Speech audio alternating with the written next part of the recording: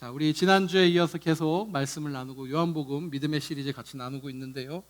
하나님께서 이제 그 구체적인 대중을 향한 그 큰 사역들을 12장을 통해서 마무리 지셨고 12장 마지막 우리 45절부터 해서 쭉 요한의 논평들이 있습니다. 사역을 정리하는 그 예수님의 사역을 요한이 정리해 갔던 그것이 저번 주 시간이었고, 오늘 이제 13장부터 16장까지는요 예수님께서 이제 십자가라는 그 사건을 앞두고 마지막 제자들과 하나님의 사람들인 선택된 네 사람이라고 말씀하신 하나님의 사람들을 향해서 권면하고 설명하시는 그러한 부분의 말씀들입니다.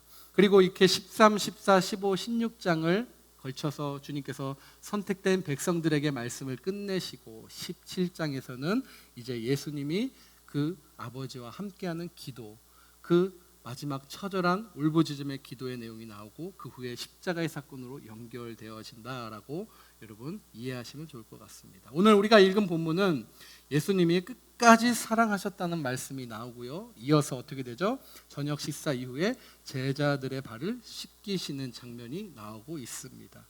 예수님께서는 제자들의 발을 씻기는 것이 필요한 일이다라고 강조하신 것을 우리가 눈여겨서 기억할 수 있으면 좋겠습니다. 예수님께서 그럼 왜 제자들의 발을 씻기는 것이 필요한 일일까? 보니까 베드로가 차례가 들여왔어요. 베드로가 주께서 제 발을 씻기는 것을 한마디로 사양하겠다라는 이야기죠. 그렇게 거절하자 주님께서 말씀하십니다. 내가 너를 씻기지 않으면 너와 나는 아무 상관이 없다라고 말씀하시죠. 이것을 보면 여러분 우리가 일종의 어떤 봉사나 겸손, 섬김의 이야기가 아님을 우리가 알아야 됩니다. 그것의 이상, 그 이상의 뜻이 분명히 내포되고 있다라는 것을 저와 여러분이 알고 있어야 돼요. 그러면서 9절에서 베드로가 가로되 이르되 주님 내 발뿐 아니라 손과 머리도 씻겨주십시오. 베드로다운 이야기를 합니다. 그것에 있어서 더 욕심을 내는 것이죠. 하나님의 그 사랑, 예수 그리스도의 사랑에 대해서. 그러자 주님께서 말씀하십니다. 너는 이미 다 씻어졌기 때문에, 목욕했기 때문에 그렇게 발밖에 씻을 필요가 없다라고 이야기를 하십니다. 자, 이미 목욕한 자는 다시 씻을 필요가 있는 것이 아니라 발만 씻으면 된다라고 말씀하셨습니다.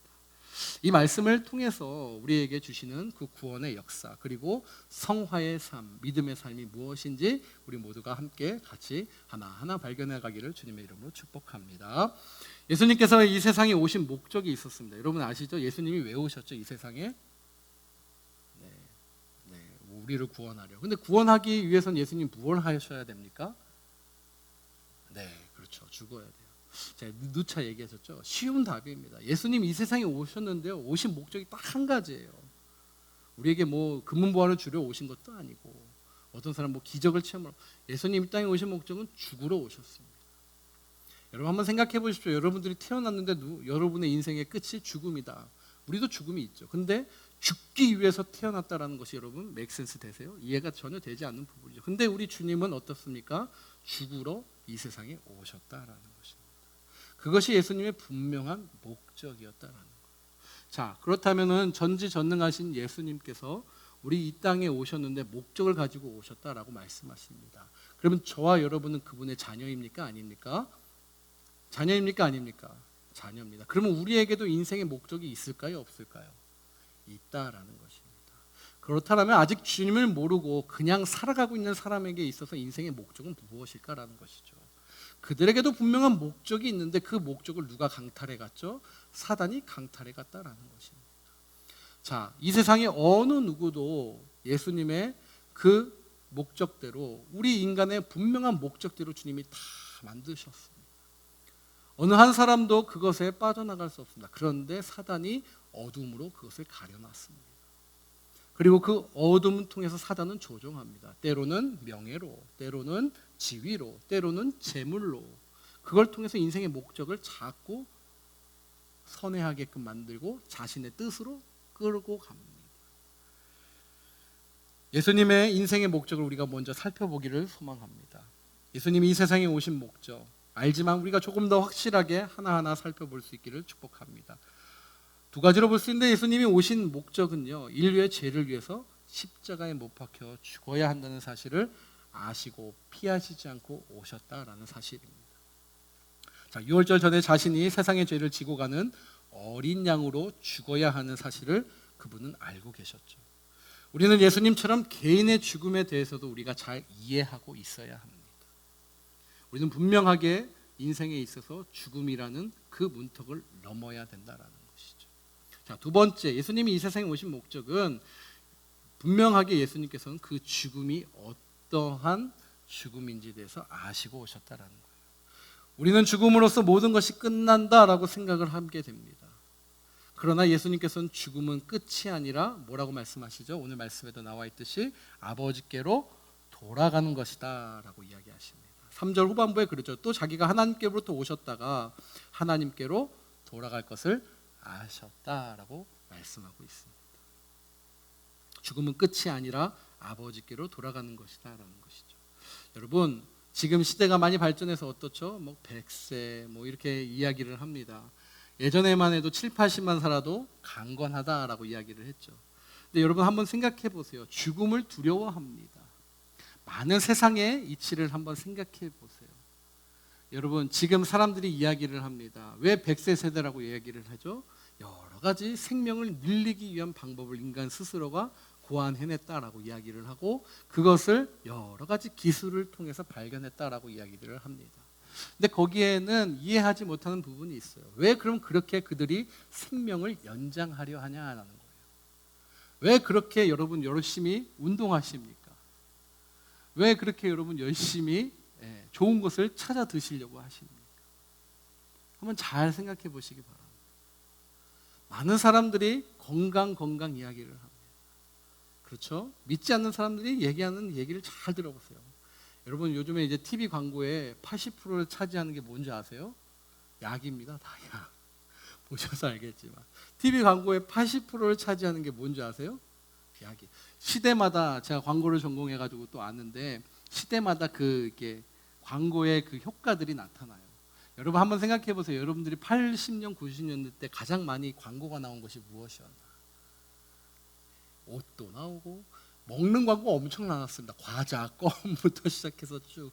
요즘에 여러분 그럼 옛날에 생각나세요? 저도 기억나는데 브라보콘 광고 요즘에 이런 거 보실 수 있으세요? 네, 그 주시 프라민트인가 무슨 그 있잖아요. 껌 광고 이런 것들이 옛날에 있었어요. 근데 어느 순간 시대가 지나가니까 없어져요. 그때는 먹는 것에 대한 광고죠. 먹어야지 소비가 일어나고 그런 식의 광고들. 그리고 어느 순간 여러분 아시죠? 뭐가 광고가 한참 최근이었는데 집, 아파트, 캐슬 쫙 하면서 여러분 그런 광고들 대한민국에도 판이 이렇게 쫙 흘러갔잖아요. 그러다가 지금은 어떤 줄 아세요? 다 약 광고입니다. 여러분 혈관이 막히셨습니까? 혈관을 뚫어드리겠습니다 하면서 각양에 어땠습니까? 글루코사민이 아니라 그 뭐라고 그럽니까? 후쿠시세 뭔가 아무튼 그거 후코이단인가 뭔가 우리 다 보세요, 여러분. 우리가 진짜입니다라고 그래요. 제가 너무 재밌더라고요. 후코이단도 뭐가 있는데 많은데 다 하는 같이 하는 게 우리가 인증받았고 우리가 진짜입니다. 막 사람들 연기시켜 가지고 막 일본 말로도 하고 보세요. 왜 그러냐는 거예요. 왜? 가만 보니까 제가 이렇게 보니까 죽음을 두려워하고 있는 인간의 심리가 들어가 있다라는 거예요. 그러지 않습니까? 죽음을 두려워해서 어떻게든 이 세상의 것에서 죽으면 끝이다라는 생각이 그 모든 것들을 만들어내고 있지 않나라는 것이죠. 사람들 생각에, 믿지 않는 사람들 생각에, 어둠에 쌓여있는 그들의 생각에는 어떻습니까? 죽으면 다 끝이 난다라는 것입니다. 그래서 여러분 어떻죠? 죽기 전에 해야 될 버킷리스트 이런 것도 나오잖아요. 반드시 거기는 가봐야 되는 곳. 그러한 것들을 보면 인간의 기본적인 심리가 죽음을 다 두려워하고 있고 죽으면 끝이다라는 생각이 그들을 지배하고 있다라는 것입니다. 만약에 여러분 진짜 그렇게 살다가 죽은 것으로 모든 것이 끝난다면 얼마나 허무할까요? 얼마나 허무하겠습니까? 소, 개, 돼지, 짐승들처럼 영혼이 없는 그들처럼 동물이나 식물이 죽으면 그야말로 그것으로 끝이죠. 그러나 인간은 하나님께서 만드시기에 영적인 존재로 분명히 만드셨기 때문에 결코 죽음이 끝이 아니다라는 사실을 우리에게 말씀해 주시는 거죠. 인생에 대한 세 가지 질문이 있습니다. 첫 번째, 내가 어디서 왔냐라는 거예요. 여러분, 부모님으로부터 온 것도 아니고 우연히 생겨 존재한 것도 아닙니다.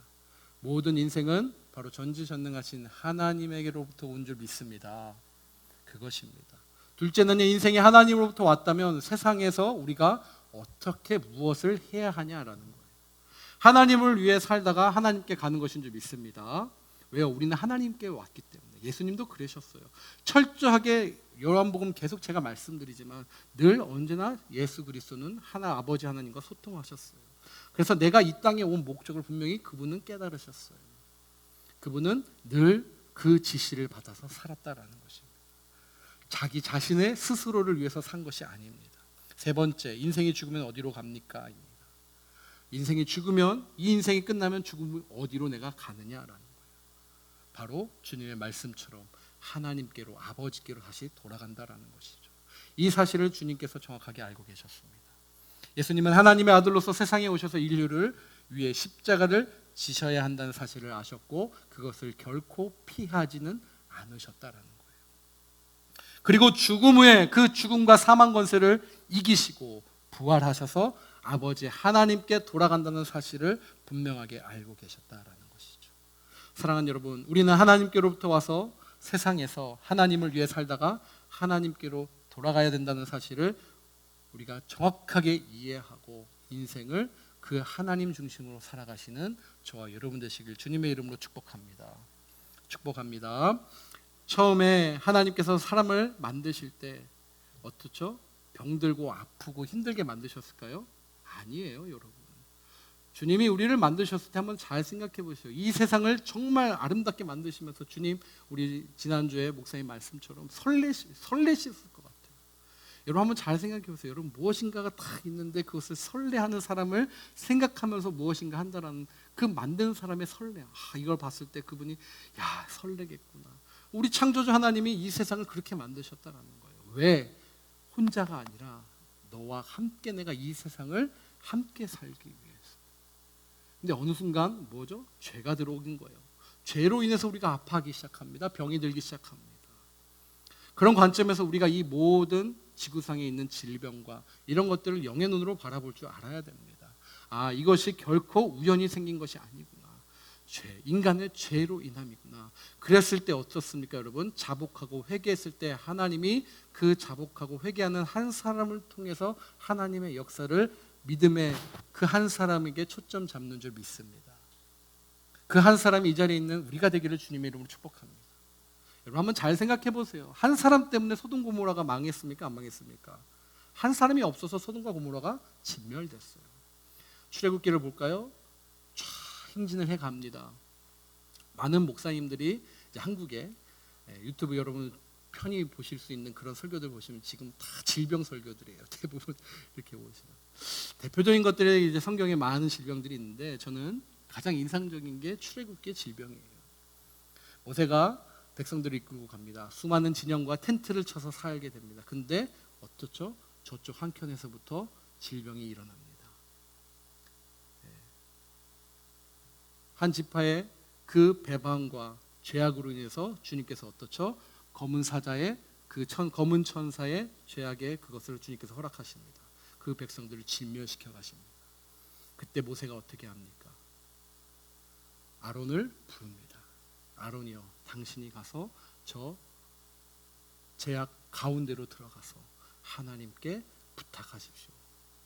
당신은 하나님의 사람이기 때문에. 그러자 아론이 들어갑니다. 어떻죠? 수많은 백성들의 그 진노와 그 아픔을 주님께서 심판하시다가 아론이라는 거룩한 하나님 한 사람 때문에 하나님이 주목하기 시작합니다. 그래서 아론이 이야기합니다. 하나님, 당신의 백성들인데 왜 당신이 이 백성들을 진멸하십니까? 담대하게 하나님의 사람들이 하나님의 이름을 들고 하나님 앞에 나오는 순간입니다. 저는 이 시기에 이제 우리 모두 두려워하고 아파하고 있는 이 시기에 하나님의 거룩한 사람들이 하나님 앞에 하나님, 이제 하나님의 백성을 위해서 하나님의 거룩한 일들을 위해서 이 진노를 멈춰 주시옵소서. 그 기도가 상달되기를 주님 앞에 소망하는 마음으로 우리가 기도하기를 축복합니다. 그랬을 때 멈춰질 수 있다라는 거예요. 그게 하나님 관점이다라는 거예요. 여러분 한번 생각해 보세요. 많은 사람들 1절의 말씀 다시 한번 우리가 볼까요? 1절의 말씀 같이 한번 읽겠습니다. 시작. 유월절 전에 예수께서 자기가 세상을 떠나 아버지께로 돌아가실 때가 이른 줄 아시고 세상에 있는 끝까지 사랑하십니다. 여러분 한번 생각해 보세요. 하나님께서 사람들을 어떻게 해요? 자기 사람들이라고 이야기하세요. 자, 오늘부터 시작되는 이 13절에는 하나님의 백성을 향한 하나님의 메시지라고 제가 말씀드렸어요. 이전까지는 세상의 모든 사람들을 대상으로 주님께서 일을 하시고 말씀을 전하셨다면 오늘부터는 하나님께 있는, 보시면 알겠지만 자기 사람들이라고 얘기해요. 내 백성들. 하나님을 믿는 그 백성들을 어떻게 사랑하시는데 어떻게 사랑하신다고요? 끝까지 사랑하신다라는 거예요. 끝까지 사랑하신다라는 이야기. 아무 조건 없이 완벽하게 무한정 사랑하는 것을 의미합니다. 여러분 이것은 바로 선택과 은혜다라는 거예요. 예수님께서 선택하신 사람들을 아무 조건 없이 무한정 사랑하신 거. 이 시제는요 과거 완료형입니다. 요한복음 12장까지 다수에게 그냥 설교하셨다라면 이제는 이 말씀을 통해서 예수님께서 선택한 소수의 하나님의 사람들을 사랑하신다라고 말씀하고 있는 거예요. 하나님께서 많은 모래알 중에 그냥 하나 아니면 별들 중에 하나 그렇게 사랑하시는 방식을 이야기하는 것이 아니에요. 여러분 한번 생각해 보세요. 어떤 남자분이 세상의 모든 여자를 사랑합니다. 그 뭐라고 얘기하시겠습니까? 그분 향해. 바람둥이는 너무나 점잖은 표현이고 여러분. 어떤 분이 저는 세상의 모든 자매들을 다 사랑합니다. 이런 남봉꾼이 어디 있겠습니까? 어떠세요? 그 말에 신뢰가 절대 가지 않습니다. 감동이 있습니까? 없습니까? 없어요. 근데 어떤 한 사람이 저는 한 여자를 사랑합니다. 한 여자를 사랑합니다. 그 여자를 위해 나의 일생을 바칠 각오가 되어 있습니다. 저는 그녀를 위해 생명을 걸겠습니다.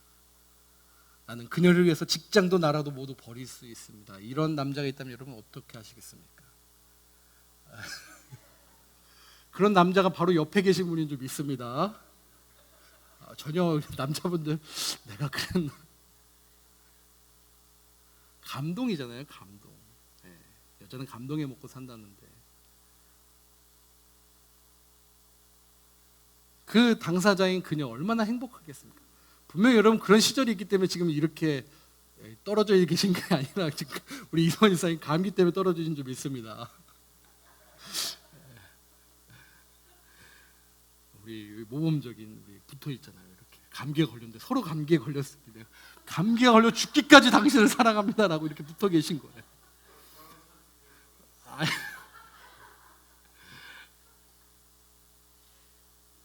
감동이잖아요. 감동. 함께 한다는 거. 사랑하는 여러분, 우리 주님이 그렇게 사랑하셨다라는 거예요. 아무 조건 없이 저와 여러분을 감동시키시며 무한히 사랑하셨다라는 거예요. 근데 여러분 한번 볼까요? 세상의 사랑은요 어떤가? 조건이 있더라고요. 똑똑하고 잘나고 명예가 있고 돈이 있고 권력이 있어야 그 사랑을 받더라입니다. 자신에게 이익을 가져다 줘야 사랑한다라고 누군가 이야기도 합니다. 따라서 자신에게 아무런 이익 없는 사랑은 그냥 버리고 말아버리는 거죠. 그 사람에게 뭔가가 있으면 구름대같이 찾아오지만 뭔가가 없으면 어떻게 되죠? 썰물 빠지듯이 싹 빠지는 것을 경험하게 된다는 것입니다. 이것이 바로 세상 사랑의 이치입니다. 자신의 목적 달성을 위해 사람을 사귀고 그 사람을 사랑하게 된다는 것이죠. 그러나 예수님께서 우리를 사랑하신 것은 잘나서도 유명해서도 돈이 많아서도 아니다라는 사실이에요. 예수님이 우리를 사랑을 주신 것은 능력도 자랑도 없지만 그저 그렇게 예수님께서 우리를 사랑하신 것이다라는 것입니다. 예수님의 사랑은 한계가 없습니다. 아멘. 예수님의 그 사랑에는 한계가 없어요. 여러분 한번 잘 생각해 보시면 돼요. 예수님의 사랑이 한계가 없는 것을 뭘로 생각하시느냐? 여러분들이 좋아하는 제가 좋아하는 올유캐닛을 한번 생각을 해보시면 돼요. 여러분 올유캐닛을 여러분들이 드실 때 어떻습니까? 각자의 양이 있지 않습니까? 그 양에 차면은 어떻게 되죠? 아무리 진미가 내 앞에 있어도 먹고 싶으십니까? 전혀 먹고 싶은 마음이 안 듭니다. 저랑 올유캐니 파트너는 우리 사랑하는 장 집사님인데 웬만큼 그래도 이렇게 가요. 잘 생각해 보세요. 올유캐닛으로 내가 먹는데 내가 먹는 양만큼 내가 차면 어떻게 되죠? 나의 사랑은 거기서 딱 끝이 나는 것처럼 보여요. 근데 올유캐닛을 제공하는 사람의 입장에서 한번 생각해 보시다라는 거예요. 그 사람은 어떻습니까? 그 사람이 만족할 때까지 계속 무엇인가를 제공합니다. 그렇죠? 음식을 제공하는 거예요. 물론 음식의 재료가 끝나면 끝이 나겠지만 올유캐닛이라는 그 상황 속에서는 그 음식을 제공하는 사람은 끝까지 제공하는 것이에요. 그럼 그렇게 생각하시면 돼요. 우리가 하나님의 사랑을 받을 때 자신의 사랑의 한계들이 다 있다라는 거예요. 내가 하나님의 사랑을 받을 만한 자격과 조건이 아니라 내 안에 하나님의 사랑을 채울 수 있는 양이 있다라는 것입니다. 근데 어떻게 돼요? 그 양이 차면 더 이상 하나님의 사랑을 구하지 않아도 돼요. 근데 하나님 사랑은 무한하다라고 그러잖아요. 우리가 그 사랑을 표현할 수 없지만 자기 자신은 안다라는 거예요. 내가 이 정도까지지. 그럼 어떻게 되죠? 그 사랑을 소진하는 겁니다. 어디에다가요? 우리 주변 이웃에다가. 그 사랑을 소진했을 때 그러면 그 다음에 어떻게 돼요? 다시 또 올유캐닛 집 찾아가는 거예요. 그렇게. 근데 세상은 올유캐닛 집은 항상 돈을 내지만 우리 주님의 올유캐닛 집은 돈을 냅니까? 안 냅니까? 아니다라는 그것이 바로 주님이 저와 여러분에게 주시는 이 무한한 사랑의 의미다라는 것입니다. 그렇게 사랑하시는 주님이세요. 희생적 조건 없는 사랑으로 지금도 저와 여러분을 사랑하고 계십니다. 저와 여러분 그 주님의 사랑 배우고 닮아가기를 주님의 이름으로 축복합니다. 사랑이 최고의 기술입니다. 아멘. 현대인이 지혜와 지식으로 만든 사회가 바로 지금의 사회예요. AI라고 얘기하죠. 인공지능 시대. 기술의 발전이 이제는 인공지능, 말하면 어하면 아하는 그런 시대까지 왔어요. 그런데 그러한 지식과 지혜로 만들었다라고 하는데 여러분 그 지식과 지혜가 주인이 있다는 것을 아십니까? 인간에게서 나오는 그 지혜와 지식이 분명히 주인이 있었다는 것을 아십니까?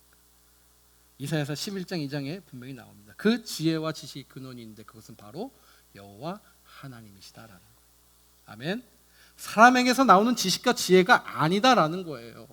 하나님께로부터 나오는 지식과 지혜가 있다라는 것입니다. 그것을 가지고 사람들이 이 시대까지 이끌어왔다라는 거예요. 근데 어떻죠? 요한복음에 우리 지난주의 말씀처럼 주인이 왔는데 주인을 주인 대접하지 않아요. 배격합니다. 지식과 지혜가 분명히 주인, 라이센스가 오리지널이 있는데 그것이 마치 자기 것이냐만 그렇게 만들어내고 있다는 거예요. 누가요? 우리 인간들이.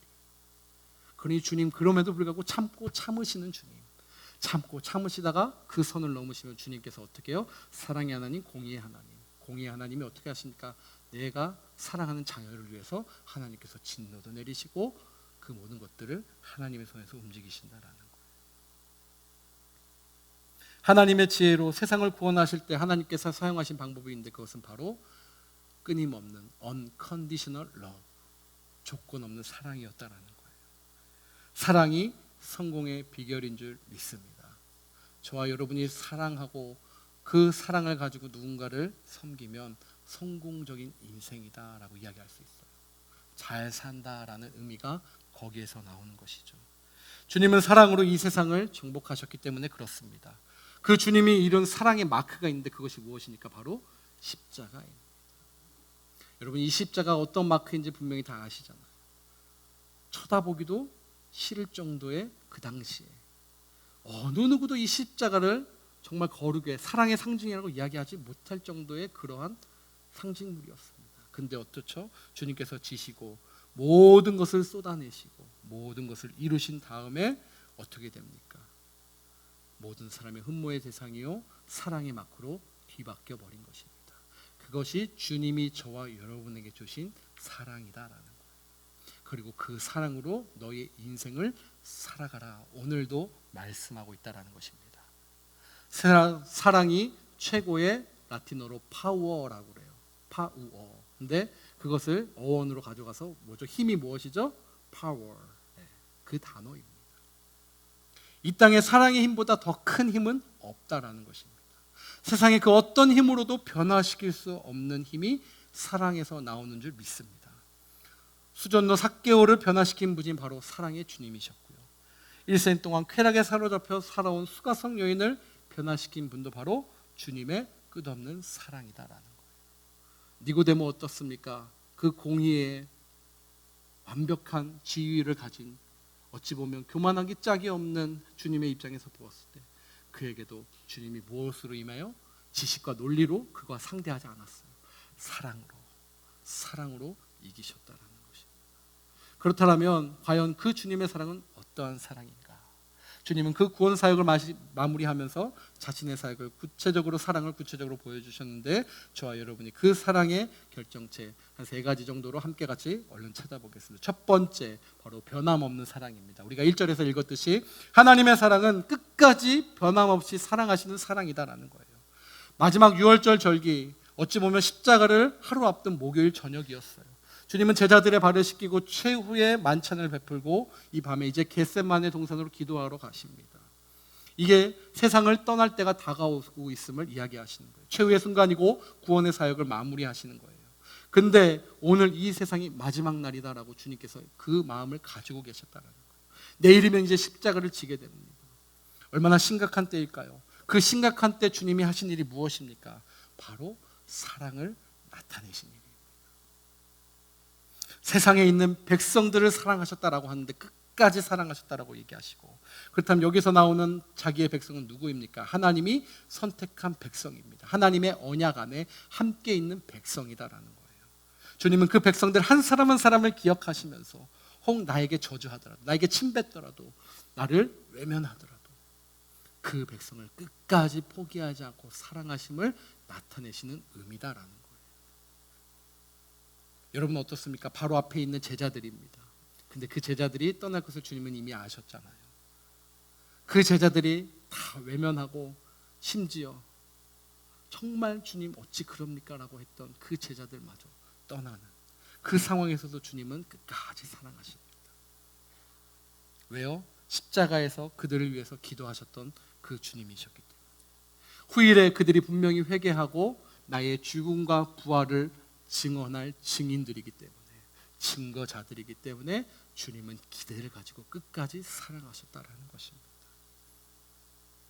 주님 십자가 앞에서 무서워 두려워 도망했던 무리들이 결국에는 부활 후에 돌아와서 사도라는 하나님의 이름으로 죽음을 각오하는 그런 영적인 군사로서 변화되어 주님을 대적했던 무리들이 사도들의 복음을 듣고 회개해서 돌아오는 복음의 증인으로 분명히 변할 것을 믿고 그들을 끝까지 사랑하셨다라는 것입니다. 이 끝없는 사랑, 저와 여러분이 배워가고 닮아가기를 주님의 이름으로 축복합니다. 두 번째는 발 씻기는 사랑이에요. 5절의 말씀 한번 같이 볼까요? 5절입니다. 시작. 5절의 시작. 이에 대하에 물을 떠서 제자들의 발을 씻기시고 두르신 수건으로 닦기 시작하여. 여러분 아시죠? 유대인의 풍습들. 물에 이런 항아리들이 다 있어요. 그리고 대야가 있고. 왜 그렇죠? 언제나 늘 흙바닥이기 때문에. 그럼 각 집마다 무엇이 있습니까? 그 발을 씻기는 종이 있어요. 종이. 그것은 그냥 그 당시의 문화였어요. 관습이었고. 그 종의 사역은, 저는 사역이라고 얘기하고 싶어요. 일이라고 얘기하지 않고. 그 종의 사역은 늘 발을 씻기는 것이었어요.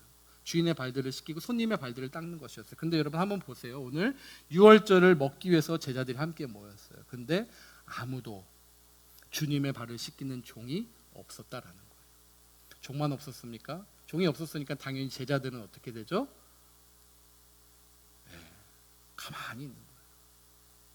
자, 생각해 봤을 때 주님의 발을 씻는 거는 지금 그들 머릿속에 들지 않아요.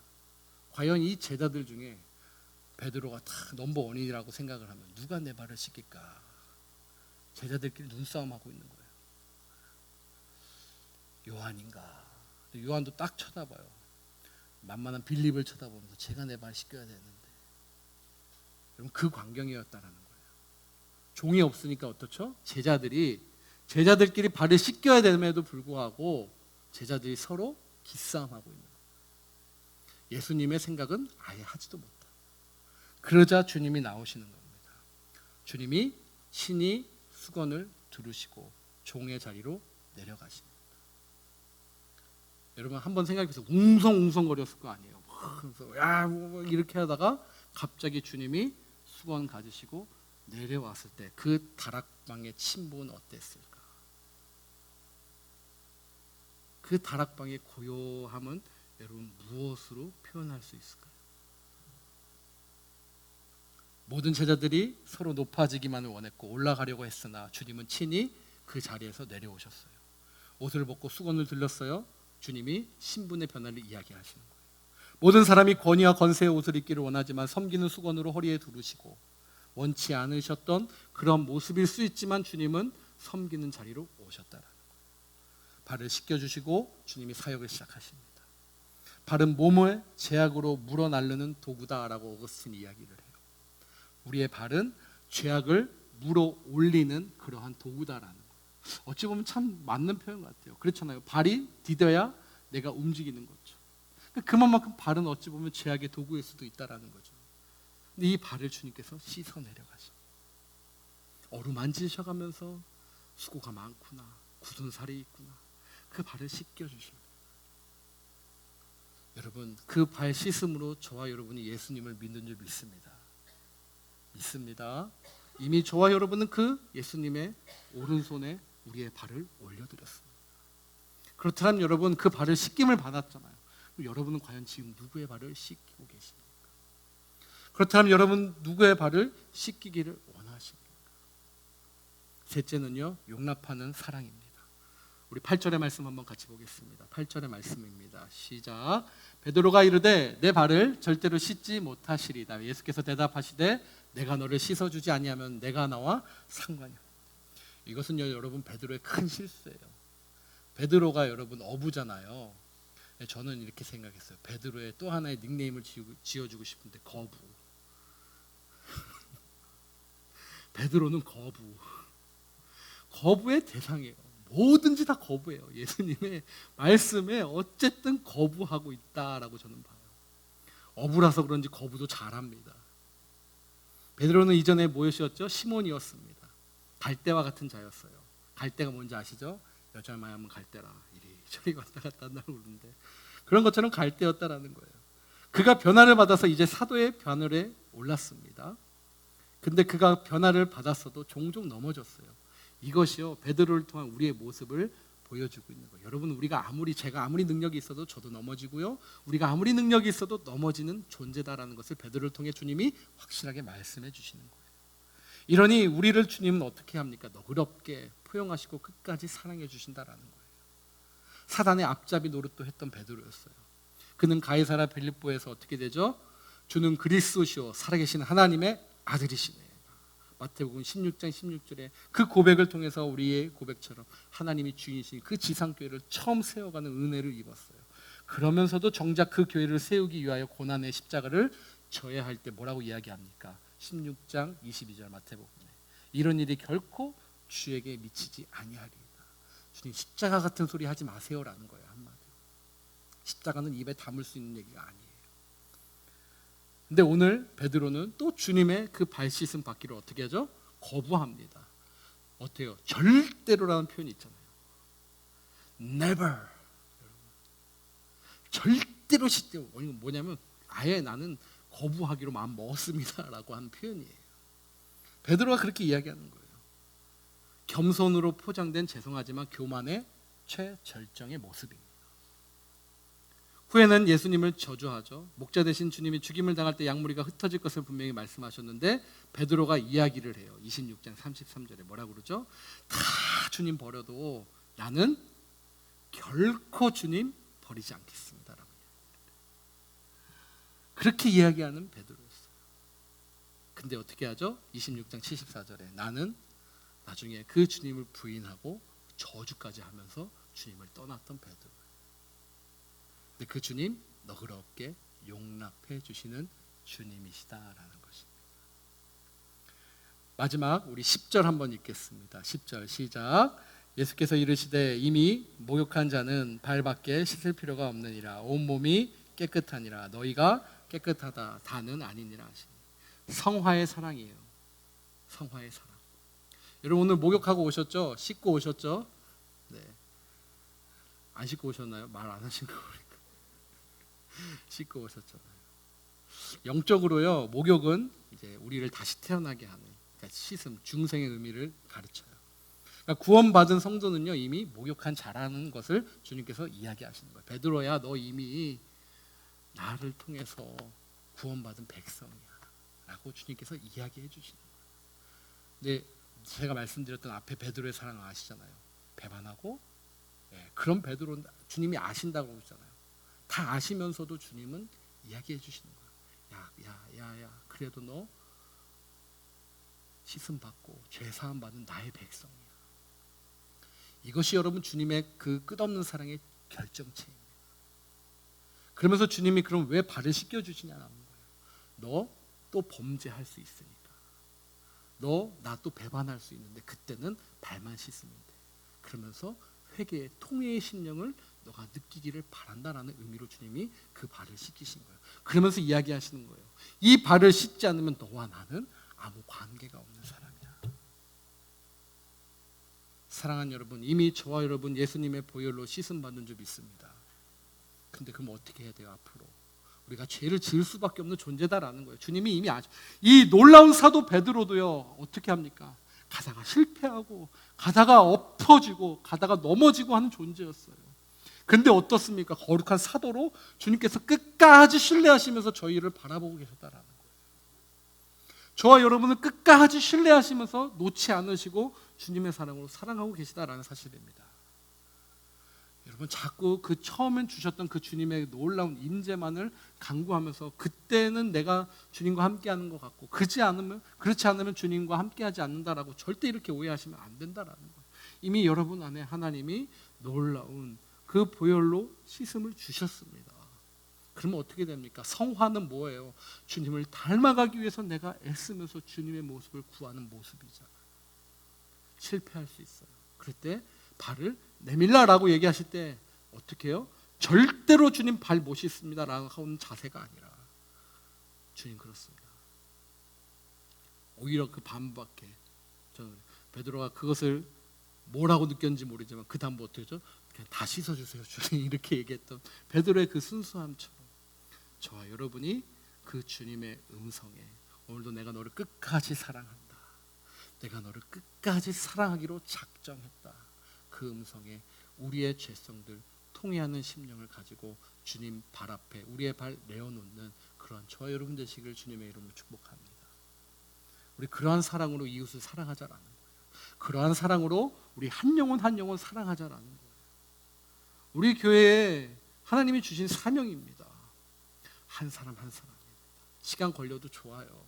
근데 한 영혼 한 영혼 책임지면 하나님이 원하시는 건 그거였잖아요. 오늘 저희에게 말씀해 주시는 것처럼 내 사람들 먼저 그렇게 하나님께서 사랑해 주시고 계시다.